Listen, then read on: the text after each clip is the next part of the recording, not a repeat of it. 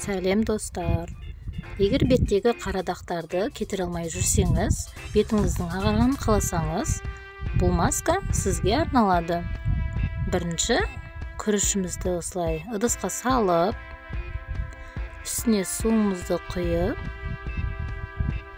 астына от жағып, 15-20 минут қайнатып аламыз. Күрішіміз қайнап біткен соң, кішкене суытып, қол күймейтіндей осылай дәкеге салып, күрішімізді сығып аламыз. Ішіндегі суын бөлек кесеге сығып аламыз. Бізге су қажет. Күріш беттегі безеуді кетіреді, ағартады, және беттегі қара секпіл, қара дақтарды кетіреді. Өте қолжетімді бағада үй жағдайында жасалатын маска. Бұның результаты өте жақсы болады. Бір аптада 2-3 рет жасап көріңіздер. Бұл маскаға көп шығын кетпейді.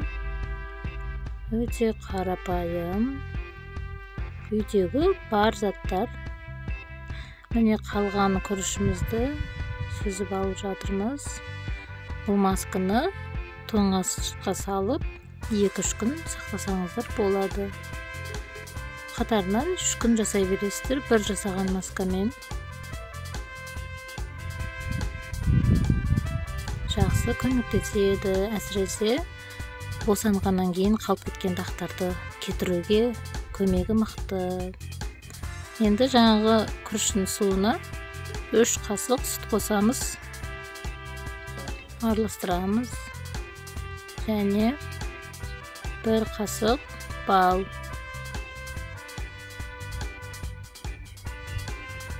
Енді барлығын жақсылап араластырамыз. 1 келкі болғанша.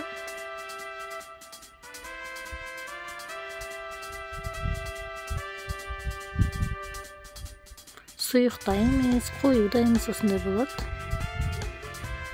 Енді бетімізге жағамыз. Ол үшін бетіміз таза болу керек. Бетімізді бірінші тоникпен сүртіп аламыз.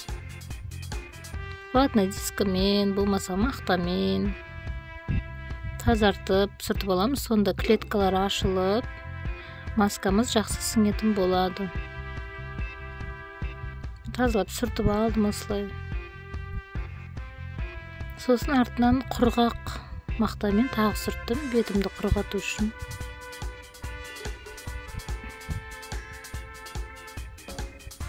Сүртіп болдым. Мойныма үшін сүрттім. Енді маскамызды жағамыз.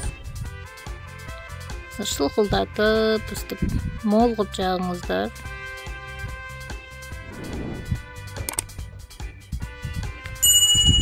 Осылай түгел үстіп, 2 қайтара жағып шығамын. Мойныңызға да жағыңыз.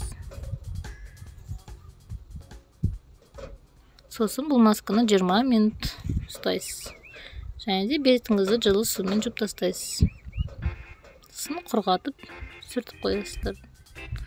Сіздер жасап көріңіздер. Астына комментарий қалдырып кетіңіздер.